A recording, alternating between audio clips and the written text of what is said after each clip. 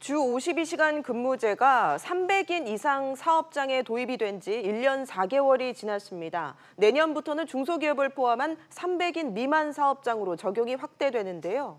청와대는 입법 상황을 지켜보고 보완 방안을 준비하겠다고 했지만 탄력 근로제 확대에 대한 노동계의 반발도 거셉니다.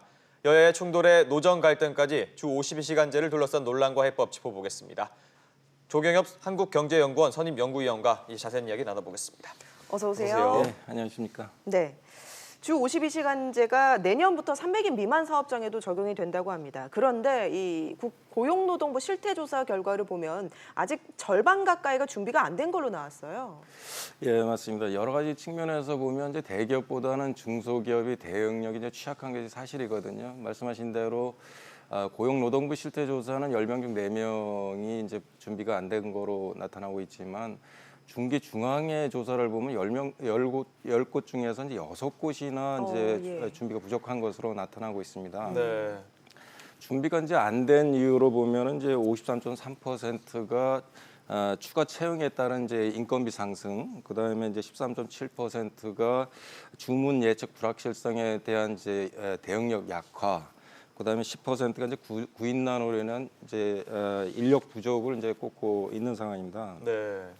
대기업보다는 이제 중소기업, 그다음에 정규직보다는 비정규직이 근로시간 단축에 더 크게 영향을 받고 있기 때문에 가뜩이나 지금 어려움에 처해 있는 중소기업인 경우에는 이제 근로시간 단축으로 직격탄을 맞을 것으로 예상이 되고 있고요. 특히 이제 저임금 근로자들의 이제 소득이 감소하는 이런 이제 부작용이 발생을 할 거로 보입니다. 그래서 이대로 시행하기보다는 이제 조금 더 연기를 하는 방향이나 아니면 근로시간 이제 단위 기간을 좀 확대하는 방향 뭐 이런 것들을 병행해서 추진을 해야 된다고 생각합니다. 예. 네, 자, 주 52시간제 보완책이 바로 탄력 근로제인데요. 경사노위가 탄력 근로제 단위 기간을 3개월에서 6개월로 이렇게 늘리는 방안을 의결하지 않았습니까?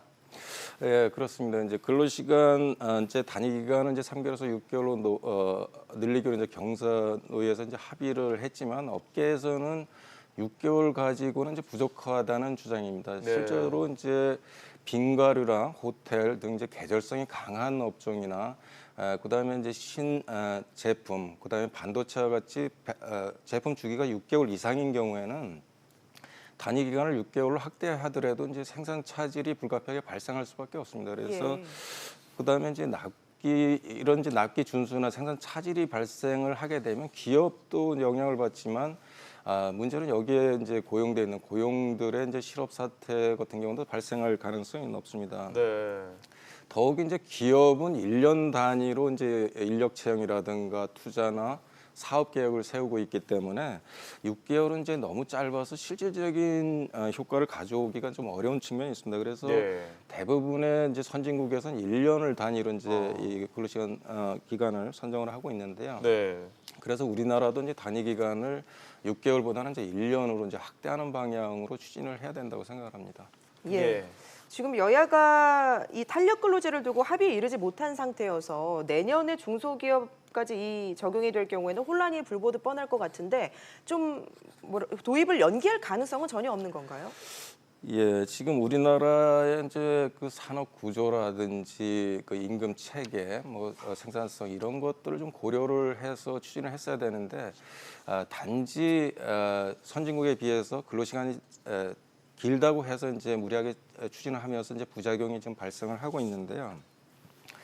선진국에서 이제 파트타임 제 근로자들이 많고 그다음에 생산성에 따라서 임금도 탄력적으로 잘 움직이고 있고 고용에 있는 경우에도 이제 그 해고가 이제 쉽고 그래서 고용 유연성이 높은 측면이 있습니다. 그리고 또한 이제 우리나라와 같이 이제 중소 영세 기업 위주로 이제 산업 구조가 되어 있지 않기 때문에 탄력 근로제 추진이 이제 무리 없이 진행이 되고 있는 측면이 있습니다. 따라서 이제 우리나라도 도입을 연기하고 이제 어떤 보완 방안을 마련하는 이런 것들이 이제 지금으로서는 최선의 방법처럼 보이는데 그렇지만 이제 그 노조의 반발도 심하고 여당의 경우에는 연기를 이제 하지 않겠다고 이제 주장하고 있기 때문에 현실적으로 부족한 측면이 있습니다. 예. 그래서 이제 이대로 시행하면 부작용이 크기 때문에 유연성을 최대한 이제 보완하는 방향으로 추진을 할 필요가 있다고 생각합니다. 네, 자 현재 법안이 국회에 가로막혀서 지금 현재 계류 중인 상태인데 여야가 이견을 좁히지 못하고 있는 이유는 뭡니까? 우선 여당은 그 경선노위 합의대로 6개월로 하자는 얘기고 야당은 그동안에 이제 1년을 단위 기간을 하자고 이제 주장을 하면서 대립을 계속해 온 상황입니다. 네.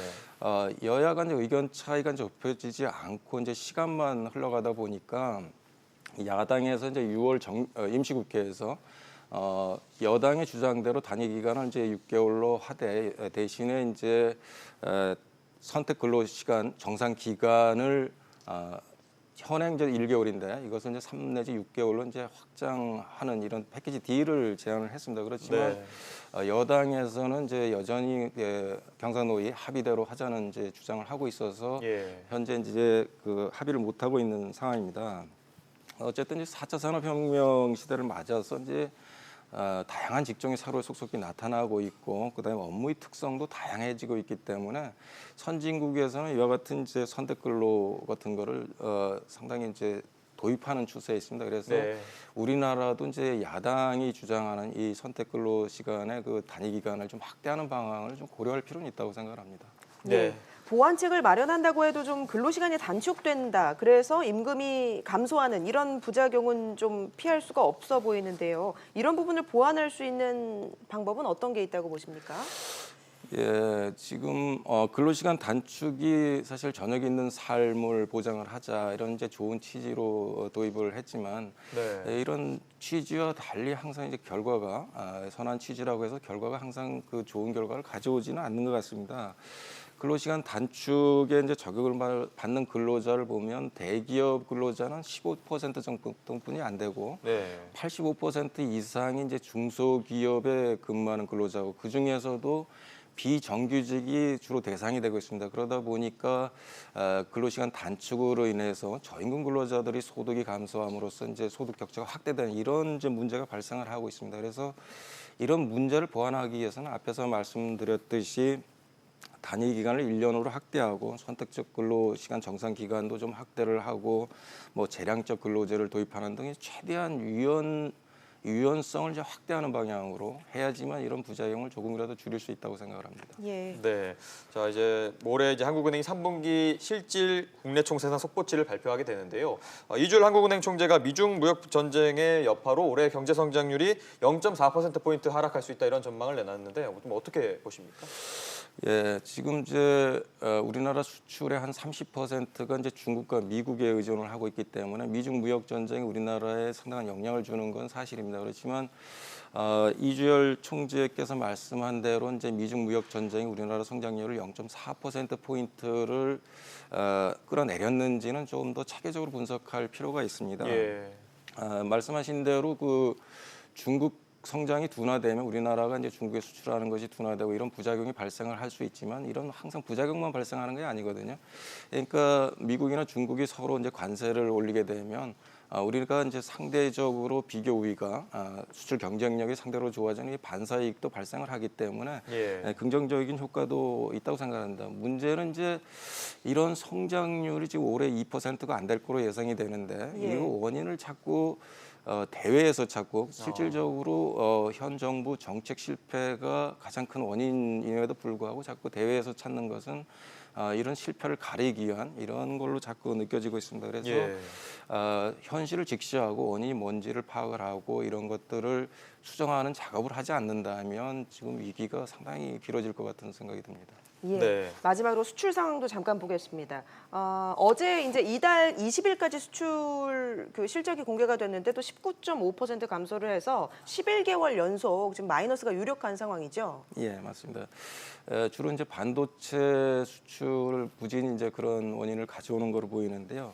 10월 20일까지 수출은 이제 268억 달러로 전년 대비 한 19.5% 감소를 했고 수입은 이제 254.2억 달러로 한 20% 5% 정도가 감소를 했습니다. 예. 그러니까 조업 일수를 이제 감안하면 수출이 13.5% 감소했다 하지만 6월부터 이어진 이제 두 자릿수 마이너스는 계속해서 이어질 거로 예상이 됩니다. 네. 특히 이제 반도체가 28.8% 이제 감소해서 가장 큰 폭으로 감소를 했지만 자동차, 승용차라든가 석유 제품, 그다음에 철강과 같은 우리나라 주력 상품들의 수출 부진도 이제 계속해서 이어지고 있거든요. 그래서 올해 수출뿐만 아니라 내년에도 이제 이런 수출 감소가 계속해서 이어질 가능성이 높다는 것이 가장 큰 우려 사항입니다.